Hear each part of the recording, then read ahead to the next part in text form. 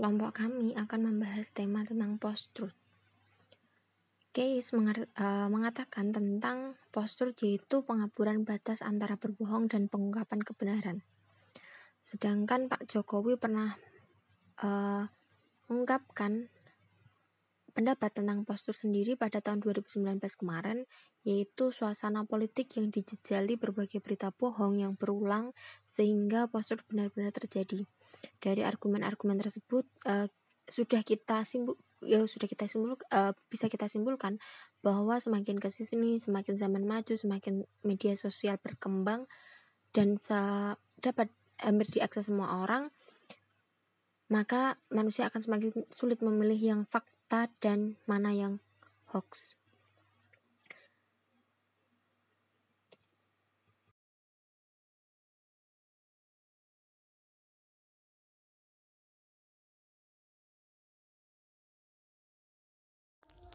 Post-truth merupakan sebuah kata yang sudah lama dipakai. Dahulu pada tahun 1992 oleh Steve Daszak, dalam tulisannya The Government of Lies dalam majalah The Nation, ia menuliskan sebuah kalimat yang berbunyi, kita sebagai manusia yang bebas, punya kebebasan menentukan kita ingin hidup di dalam dunia post-truth. Pada saat nulis itu, Daszak sedang membicarakan tentang Perang Teluk dan Iran. Kemudian pada tahun 2004, Rob Keyes di The Post-Truth Era bersama komedian Stephen Colbert juga membicarakan tentang hal yang sama, yaitu truthiness. Kata ini mengacu kepada sesuatu yang seolah-olah benar, padahal nggak benar sama sekali. Nah, sampai post-truth mengalami puncaknya di tahun 2016. Ya, memang sudah 5 tahun yang lalu. Tapi nggak ada yang namanya telat kan buat tahu. Dua peristiwa yang menjadi momentum saat itu adalah keluarnya Inggris Raya dari Uni Eropa dan terpilihnya Donald Trump sebagai Presiden Amerika Serikat. Pada tahun 2016, post-truth bahkan menjadi word of the year di kamus Oxford. Oxford mendefinisikan post-truth sebagai kondisi di mana fakta tidak terlalu berpengaruh terhadap pembentukan opini masyarakat dibandingkan dengan emosi dan keyakinan personal. Simpelnya, post-truth adalah era yang mana kebohongan dapat menyamar menjadi sebuah kebenaran. Bisa dikatakan pula bahwa post-truth adalah bahan bakar hoax. Hoax dapat menyebarluaskan dengan mudah karena kondisi post-truth yang semakin berkembang di era media sosial ini. Hoax akan diakui kebenarannya tanpa pembuktian, karena ikatan emosional telah tertuju pada tesis yang sama dan biasanya bersifat menghakimi. Saat itu terjadi, maka suatu kebohongan pun telah menjadi argumen yang bahkan mengalahkan fakta objektif. Apalagi jika fakta yang sebenarnya sangatlah tidak menyenangkan atau membuat masyarakat tidak nyaman. Semakin banyak orang yang tidak menyukai fakta itu, maka akan semakin tidak dipercayai pula kebenaran yang telah dibuktikan tersebut. Seiring dengan ditinggalkannya fakta, kebohongan yang menyenangkan akhirnya akan lebih dipercayai oleh masyarakat luas. Penyebab lainnya adalah karena seseorang sudah terlanjur mempercayai suatu kebohongan yang justru faktanya berputar 180 derajat. Sudah salah, tidak mau menanggung malu, dan akhirnya tetap melakukan pembenaran terhadap kebohongan yang sudah ia percayai sebelumnya. Toh banyak juga yang percaya terhadap kebohongan tersebut. Hal itu bisa dilihat langsung dari besarnya angka share dan like yang telah diterima oleh postingan hoax tersebut. Di era sekarang ini, tidak bisa dipungkiri bahwa media sosial membuat informasi jadi jauh lebih riuh dan bising. Tiap menit ada foto atau status baru yang diupdate dan bikin kita jadi ketagihan smartphone. Ada berita yang beranak pinak. Kalau kita tinggal HP kita 3 jam aja nih misalnya, atau 5 jam, pasti udah ada trending topik terbaru. Nah, saat ini putaran informasi bergerak sangat cepat, berubah, bergerak, bertambah, dan berkembang biak. Arus ini yang kemudian dimanfaatkan oleh kebohongan-kebohongan buatan yang akhirnya menjadikan kita merasa kalau kebohongan tadi adalah sebuah kebenaran. Nah, disitulah bahayanya post-truth. kita jadi susah membedakan mana informasi yang benar dan mana yang salah. Biasanya, Postrat ini dimanfaatkan untuk kepentingan politik. Dia temenan sama berita hoax, dan korbannya adalah orang-orang yang gak suka menyimak. Dengan menebarkan bibit-bibit hoax ke dalam pusaran arus informasi yang cepat ini, orang bakal mengira kalau sebuah berita yang baru saja terjadi itu merupakan sebuah kebenaran. Belum lagi kalau ada akun-akun bayaran yang memang sengaja menyundul atau berkomentar tentang berita hoax itu. Jadi makin percaya aja deh kita.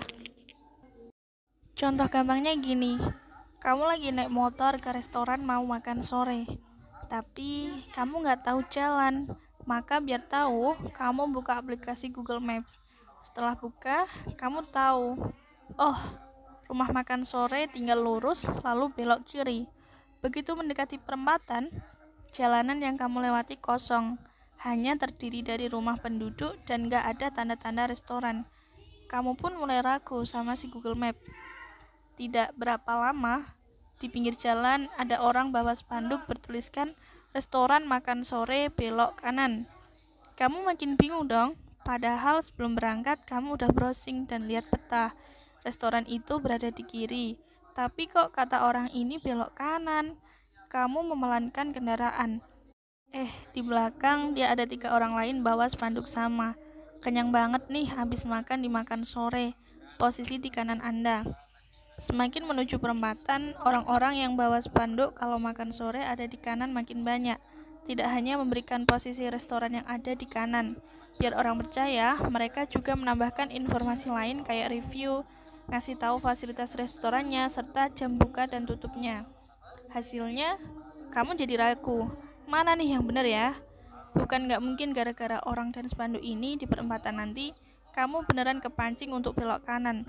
Padahal semua orang dan spanduk tadi adalah berita hoax yang memang direncanakan untuk menipu kamu.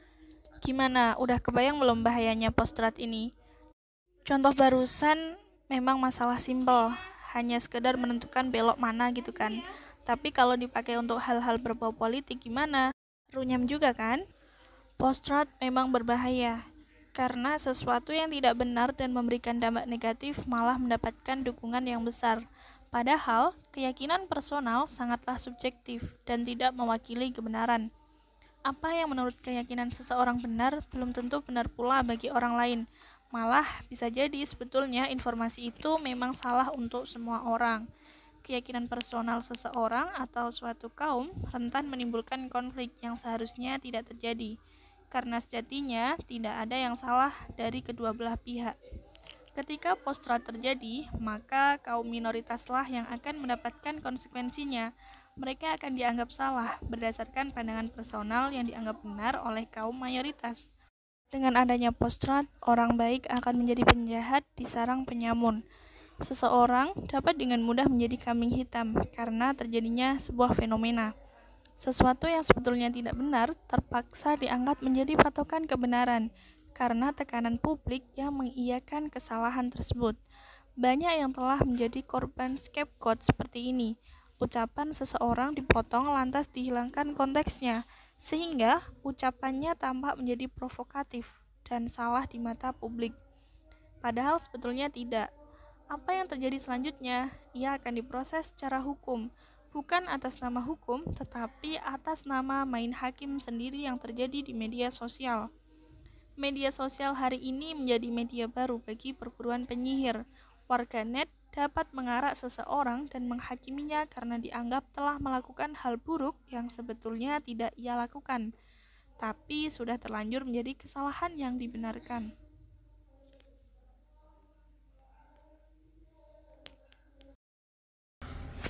Selanjutnya, saya akan menjelaskan tentang bagaimana cara meminimalisir post-truth. Besarnya dampak kerugian yang disebabkan tren post-truth di media sosial, mau tidak mau harus ada yang membangun kembali kesadaran kritis masyarakat supaya lebih peka terhadap bentuk berita hoax di media sosial yang menyajikan segalanya serba cepat. Perlu sinergitas semua pihak untuk meminimalisir kebohongan yang menjadi bumbu dari post-truth. Sebagai pengguna media sosial harus cerdas memilah dan memilih sumber berita yang terpercaya dan tidak mudah terpancing dengan informasi yang tidak jelas sumber dan kebenarannya. Ada beberapa cara untuk meminimalisir dari post-truth ini, diantaranya tuh ketika kita mendapatkan informasi, kita jangan langsung melakukan klaim, apalagi pembenaran. Jadi kita tuh harus dianalisis gitu loh, datanya, faktanya gitu. Jadi kita tidak bisa langsung mengeklaim, langsung berasumsi, apalagi membenarkan berita yang belum tentu benar itu. Selanjutnya saya akan menjelaskan tentang kebenaran dalam perspektif filsafat. Kebenaran dalam filsafat tidak mewujud dalam wacana tunggal. Kebenaran selalu mewujud dalam berbagai bentuk bergantung pada perspektif yang digunakan. Kebenaran ada dalam perspektif rasionalisme, ada dalam perspektif empirisme. Di dalam salah satu cabang filsafat yaitu epistemologi, mempelajari dan mencoba menentukan kodrat dan skop pengetahuan, pengandaian dasarnya, serta pertanggungjawaban atas pernyataan mengenai pengetahuan yang dimiliki. Pembahasan dalam epistemologi lebih fokus pada sumber pengetahuan dan teori tentang kebenaran. Ada beberapa teori tentang kebenaran, diantaranya yaitu yang pertama adalah teori korespondensi, yaitu adanya dua realitas yang berada di hadapan manusia, yaitu pernyataan dan kenyataan. Menurut teori ini, kebenaran adalah kesesuaian antara pernyataan tentang sesuatu dengan kenyataan sesuatu itu sendiri. Contohnya, saya mengambil contoh, Semarang itu ibu kota dari Jawa Tengah. Nah, pernyataan ini disebut benar apabila pada kenyataannya Semarang adalah ibu kota dari Jawa Tengah. Kebenarannya terletak pada pernyataan dan kenyataan. Yang kedua yaitu teori koherensi.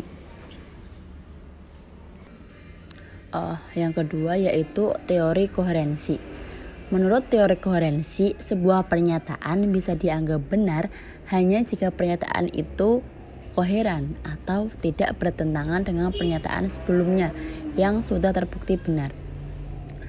Untuk dianggap benar, teori ini mensyaratkan adanya konsistensi atau tidak adanya kontradiksi antara sesuatu pernyataan dengan aksioma. Nah, karena itu teori koherensi ini dikenal juga sebagai teori konsistensi. Yang ketiga yaitu teori pragmatis. Menurut kaum pragmatis, pernyataan metafisik bisa menjadi pernyataan yang benar selama ia memiliki manfaat dalam kehidupan. Nah, kita umpamakan ya, neraka ada bagi manusia yang berperilaku jahat. Terlepas dari ketiadaan bukti empiris tentang neraka, pernyataan itu bisa dianggap sebagai pernyataan yang benar karena memiliki manfaat, dapat menurunkan angka kejahatan di dunia. Yang selanjutnya yaitu teori performa. Teori performatif menjelaskan suatu pernyataan yang dianggap benar jika ia menciptakan realitas. Jadi pernyataan yang benar bukanlah pernyataan yang mengungkapkan realitas, tetapi justru dengan pernyataan itu tercipta realitas sebagaimana yang diungkapkan dalam pernyataan itu. Oke, kita ambil contoh ya. Ada kata-kata seperti ini. Saya doakan setelah kamu lulus, kamu akan cepat bertemu dengan jodohmu gitu. Ungkapan seperti ini tuh bisa, sebagian orang bisa emang benar-benar doa atau emang kayak basa-basi belaka gitu loh. Bisa jadi tuh kita terjebak dengan pernyataan seperti itu, seolah-olah dengan pernyataan-pernyataan itu tercipta realitas seperti yang dinyatakan gitu. Nanti kamu akan nikah, kamu akan ketemu jodoh setelah lulus gitu. Padahal tuh apa yang dinyatakan tuh belum tentu dengan sendirinya menjadi realitas begitu. Yang selanjutnya yaitu teori konsensus. Teori ini dianggap benar sejauh ia mendapatkan dukungan atau terdapat kesepakatan. Yang selanjutnya yaitu agama sebagai teori kebenaran. Pada hakikatnya, manusia hidup di dunia ini adalah sebagai makhluk yang mencari kebenaran. Salah satu cara untuk menemukan suatu kebenaran adalah agama. Agama dengan karakteristiknya sendiri memberikan jawaban atas segala persoalan yang dipertanyakan manusia, baik tentang alam, tentang manusia, maupun tentang Tuhan. Dalam mendapatkan kebenaran menurut teori agama adalah wahyu yang bersumber pada Tuhan. Manusia dalam mencari dan menentukan kebenaran sesuatu dalam agama dengan cara mempertanyakan atau mencari jawaban berbagai masalah kepada kitab suci. Nah, dengan demikian sesuatu hal dianggap benar apabila sesuatu sesuai dengan ajaran agama atau wahyu sebagai penentu kebenaran mutlak. Selanjutnya yaitu aktualisasi dalam menyaring berita. Adanya berbagai teori kebenaran yang telah dipaparkan sebelumnya menunjukkan bahwa kebenaran dalam perspektif filsafat itu bersifat multikultural. Adanya berbagai standar kebenaran selayaknya membuat masyarakat tidak lagi memandang validitas kebenaran dalam sebuah pernyataan dalam oposisi binar, hitam putih, atau benar salah. Teori konsensus bisa diterapkan untuk menyaring situs atau portal berita yang tidak mencukupi syarat bagi terbentuknya komunikasi rasional. Situs-situs portal berita semacam ini biasanya dicirikan dengan adanya klaim kebenaran dalam reportase beritanya dan tidak menyajikan fakta yang berimbang. Terus contohnya teori agama melarang sikap bebas berekspresi yang digunakan untuk mengumbar kebencian dan permusuhan gitu. Jadi kan ya kita dalam bersosial media ya ada etikanya juga gitu. Maksud ya kan juga harus mikir gitu benar salahnya gitu. Terus kayak ya ada etikanya gitu. Agama kan memberikan pembatasan atau pengendalian hukum dan moral terhadap kebebasan tersebut gitu. Jadi iya emang kita bebas berekspresi dalam dunia maya, tetapi kita punya batasan-batasan yang dibatasi oleh agama gitu.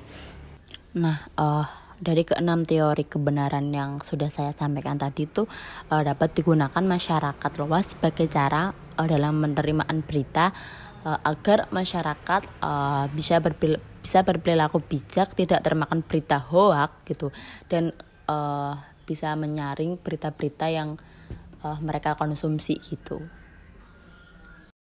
Nah, post-truth itu saat ini sedang booming di media sosial atau di masyarakat modern.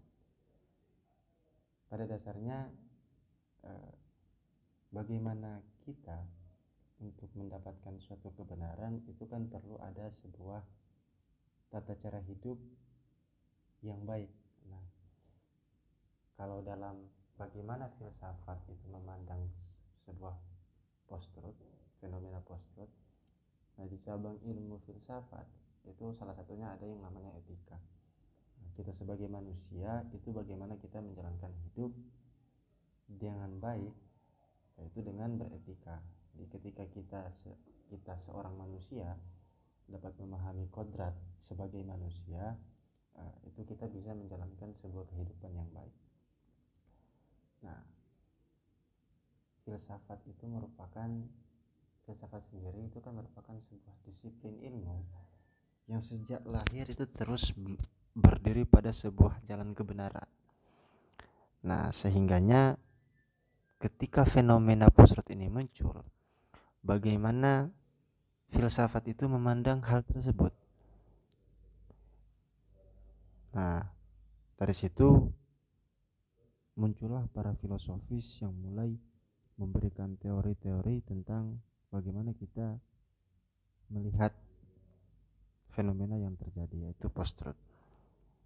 Nah, sebagian itu adalah bahwa ketika kita ingin mengetahui kebenaran, itu harus ditindaklanjuti dengan sebuah perbuatan. Jadi tidak hanya habis dalam rasio semata, tapi kita melakukan kegiatan tersebut, sehingganya semakin kita sebagai seorang manusia itu melakukan sebuah tindakan yang berdasar pada rasio, jadi tidak hanya diberhentikan di rasio saja, kita itu memiliki kesempatan atau peluang untuk semakin dekat dengan kebenaran. Maka semakin kita seorang manusia akan dekat pula pada kesempurnaan.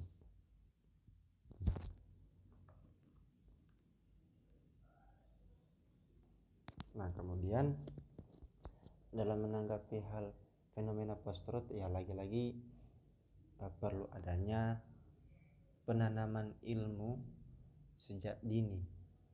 Bagaimana kita menempatkan ilmu-ilmu dasar dalam menjalankan kehidupan, sehingga dalam mengambil sebuah keputusan atau melihat sebuah fenomena, kita tidak langsung menjudge fenomena itu benar atau tidak, karena lagi-lagi bagaimana kita melihat semua pekerjaan yang kita akses di zaman ini begitu mudah, sehingga untuk menemukan apakah ini benar atau salah sangat sulit.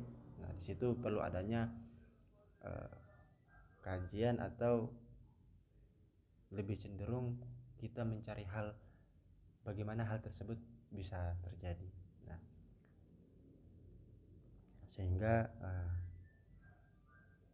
itu lagi-lagi bagaimana kita sebagai seorang manusia yang memiliki pengetahuan, diberikan akal, itu tidak menerima sebuah berita atau informasi secara cepat begitu, apalagi di zaman era digital yang arus informasi itu sangat cepat. Tapi bagaimana kita lebih mendalami untuk menemukan apakah fakta atau informasi ini benar atau salah, seperti itu.